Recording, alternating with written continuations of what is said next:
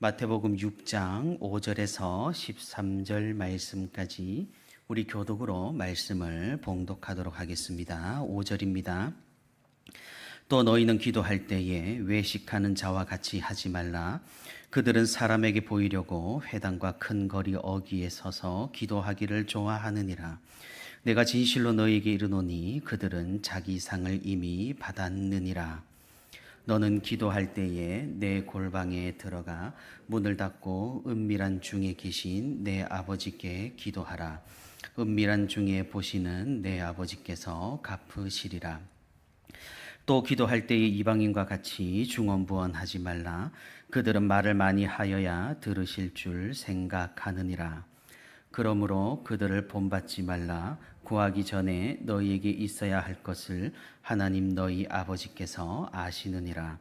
그러므로 너희는 이렇게 기도하라. 하늘에 계신 우리 아버지여, 이름이 거룩히 여김을 받으시오며 나라가 임하시오며 뜻이 하늘에서 이루어진 것 같이 땅에서도 이루어지이다. 오늘 우리에게 일용할 양식을 주시옵고 우리가 우리에게 죄 지은 자를 사하여 준 것 같이 우리 죄를 사하여 주시옵고 우리를 시험에 들게 하지 마시옵고 다만 악에서 구하시옵소서. 나라와 권세와 영광이 아버지께 영원히 있사옵나이다. 아멘. 네, 오늘도 이렇게 새벽의 시간에 주님과 함께 동행하기 위해 새벽기도의 자리에 나온 우리 모든 성도 여러분 진심으로 환영하고 또 축복합니다. 오늘도 우리 함께 말씀 듣는 가운데 또 말씀 붙들고 기도하는 가운데 하나님의 크신 은혜와 위로가 풍성히 있기를 주님의 이름으로 소망합니다. 우리 예수님께서는 우리에게 많은 것들을 가르쳐 주셨습니다. 하나님이신 그분께서는 우리가 하나님을 오해하고 잘못 행동하는 것들을 바르게 알려주셨고 어떻게 하면 하나님을 진정으로 믿을 수 있는지를 그 방향과 그 의미와 그 태도를 우리에게 상세히 가르쳐 주셨습니다. 우리가 생각을 해보면 그러합니다. 우리는 잘 믿고 싶고 또 바르게 믿고 싶지만 참 이게 쉽지가 않다라는 것이죠. 우리 귀가 얇아서일까요? 아니면 우리가 믿음 그 자체보다는 부수적인 것들에 관심이 더 많아서일까요? 아니면 정말로 어쩌면 우리가 바르게 믿는 것에는 관심이 없어서일까요? 청년들과 함께 1년에 두어 차례 독서 토론회를 가집니다. 이번 가을에는 폴 투르니에의 서로를 이해하기 위하여라는 책을 함께 읽게 될 것 같습니다. 그런데 그 책을 보면 가장 처음에 이런 내용이 등장을 합니다. 서로를 이해하기 위해서 가장 중요한 것은 실제로 서로를 이해하고 싶은 마음이 있느냐는 것이다. 그러면서 자신이 세미나에 참석을 했을 때 말이 전혀 통하지 않던 다른 나라의 의사와 어떻게 해서든 의사소통을 했던 그런 경험을 이야기하는 것을 읽어볼 수가 있습니다. 서로 사용하는 언어가 달라서 무슨 말을 서로 하는지 전혀 알아들을 수 없었지만 서로 소통하기를 강력히 원했고 서로 이해하기를 그렇게 원했기 때문에 온갖 손짓 발짓으로 많은 대화를 나눌 수가 있었다라고 그렇게 이야기를 합니다. 무슨 말일까요? 어쩌면 우리에게 가장 시급하고 당면한 과제는 정말 우리 마음이 그것을 원하는지를 살펴보는 것입니다. 우리는 정말 올바른 믿음을 가지고 싶은가? 예수님께서 알려주신 대로 하나님을 바르게 이해하고 그분의 마음에 합당하게 살아내고 싶은가? 우리가 정말로 이 질문에 한 번은 진지하게 대답을 해봐야 한다라는 것입니다. 아니면 어떻게 됩니까? 어떻게든 되겠지.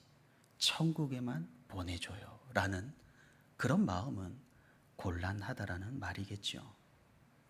우리가 이 새벽의 시간에 이 자리를 지키고 있는 것도 마찬가지일 겁니다.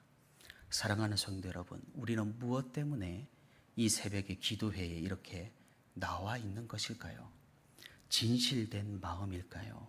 아니면 그저 관성과 습관과 바라는 것들 때문일까요? 예수님께서 이 땅에서 하신 작업이 바로 이런 것들입니다. 형식만 남고 형태만 남은 그 모든 믿음이라고 잘못 불리는 것들을 제거하고 진심으로 진지한 믿음을 우리에게 알려주셨던 것입니다. 다시 말해 정량적 사고만 할 수 있었던 우리에게 우리 주님께서는 정성적인 그런 마음과 태도의 중요성을 계속해서 선포하셨다라는 겁니다. 그래서 그 주님의 가르침 중에 오늘 우리가 함께 읽은 말씀은 바로 기도에 관한 것입니다. 예수님께서는 기도에 대해 무엇을 말씀하고 계시나요? 오늘 우리가 함께 읽은 5절에서는 남들에게 보이려고 기도하지 말라고 하십니다. 그리고 6절에서는 골방에 들어가 은밀하게 기도하라고 말씀하십니다. 그리고 7절과 8절에서는 이방인과 같이 중언부언 많이 하여서 많이 기도하는 것에 집착하지 말라고 하십니다. 그리고 9절에서부터 마지막까지는 어떻게 기도하면 좋을지 모범을 보여주십니다. 우리는 이 예수님의 말씀을 오해해서는 안 될 겁니다. 예수님의 말씀에 따르면 우리가 모여서 서로 보이는 곳에서 기도하는 것은 기도가 아니고 골방에서 혼자 기도하는 것이 참된 기도다라는 식의 해석은 곤란하다는 말입니다. 예수님은 우리의 진심과 태도를 보신다라는 말을 하고 계시는 겁니다.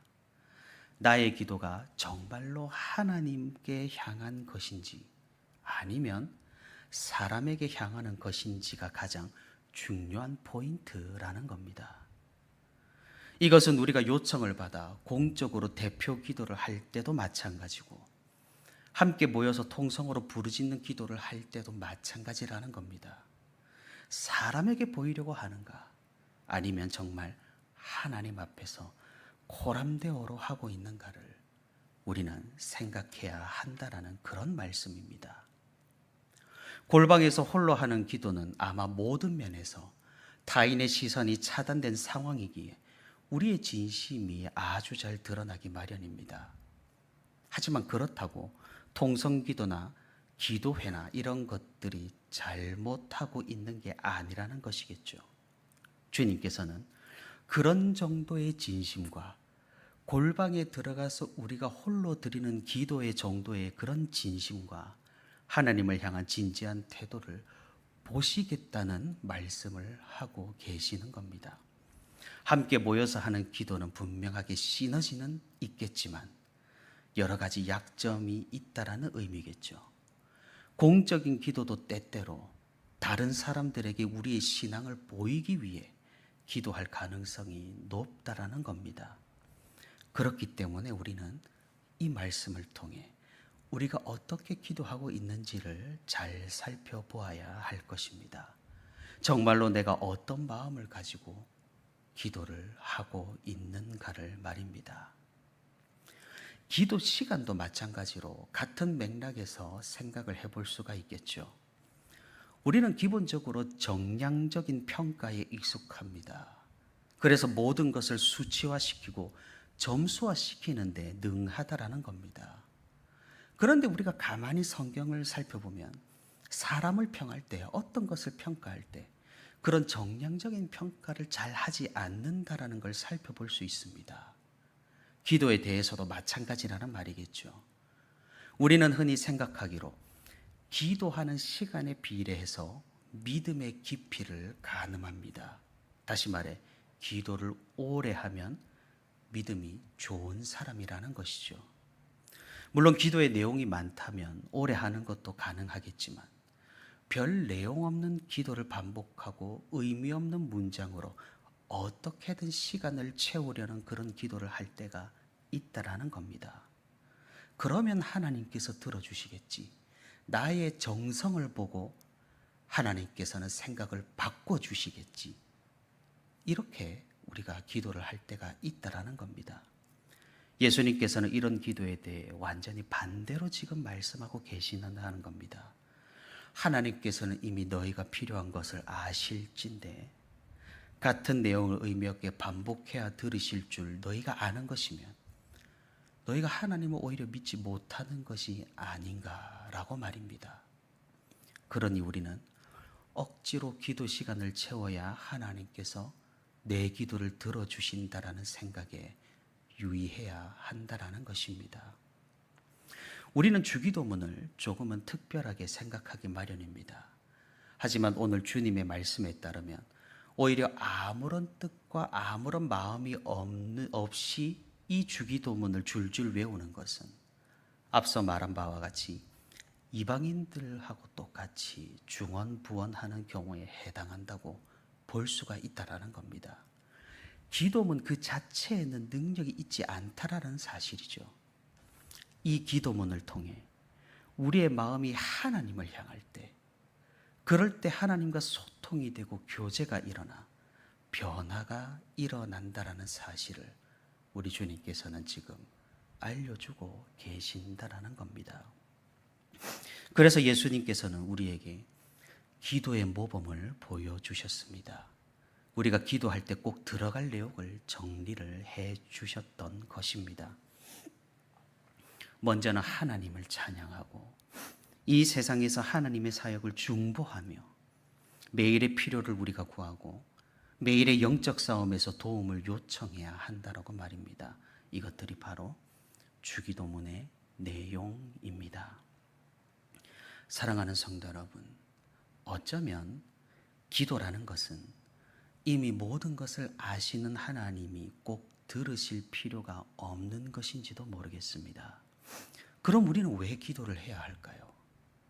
사실 우리의 기도는 우리를 위함입니다. 기도는 관계를 발전시키는 방편이고 하나님의 뜻을 깨닫는 방법입니다. 우리의 믿음과 우리의 마음을 위해, 우리의 믿음과 우리의 성장을 위해 하나님께서는 우리의 기도를 듣기를 원하신다라는 겁니다. 그러니 우리는 세속적인 사람들과 같이 기도하지 않는 겁니다. 엘리야 앞에서 난동을 부렸던 그 바알과 아세라 선지자들처럼 그런 식으로 기도하는 것은 아무런 의미가 없다라는 말입니다. 그러니 우리는 우리 예수님께서 가르쳐 주신 대로 정량적 기도가 아니라 정성적인 기도를 해야 한다라는 겁니다. 이 시대의 마지막 선지자로 불리고 항상 기도에 힘썼던 레너드 레이븐힐 목사님은 이렇게 말을 했습니다. 영적인 결핍을 느끼지 못하는 사람은 기도를 하지 않고 스스로에게 만족하는 사람은 기도하지 않으며 자기가 의롭다고 생각하는 사람은 기도를 할 수가 없다. 자신의 기도 생활보다 더 위대한 사람은 결코 존재하지 않는다. 무슨 말입니까? 누구든지 하나님께 기도해야 한다라는 말입니다. 주님께서 알려주신 올바른 방법으로 말입니다. 기도보다 위대한 사람이 없으니 기도는 모든 사람들에게 필수적이라는 말입니다. 사랑하는 성도 여러분, 우리가 정말로 기도의 필요성을 느끼고 기도를 진심으로 생각하며 기도를 세속적인 목적이 아니라 온전히 하나님을 향한 기도로 할 수 있기를 바랍니다. 우리가 그리한다면 우리의 기도로 우리의 믿음이 올바르게 서게 되고 우리의 기도로 하나님을 향하는 진정한 마음과 태도를 가지게 될 것이며 우리의 기도로 하나님과 가까워지고 하나님의 뜻을 10분 더 잘 이해하고 따르는 그런 신앙인이 될 수 있을 것입니다.